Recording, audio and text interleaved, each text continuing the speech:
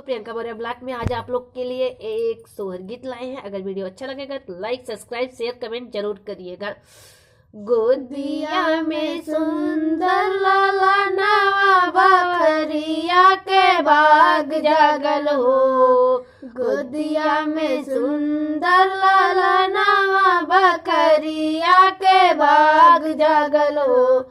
Helena छोड़त नाही माई के अचरवा यशोदा मैया आस लागलो। हेलना छोड़त नाही माई के अचरवा यशोदा मैया आस लागलो।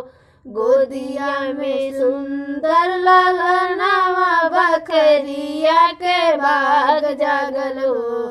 गोदिया में सुंदर ललनावा बखरिया के बाग जागलो।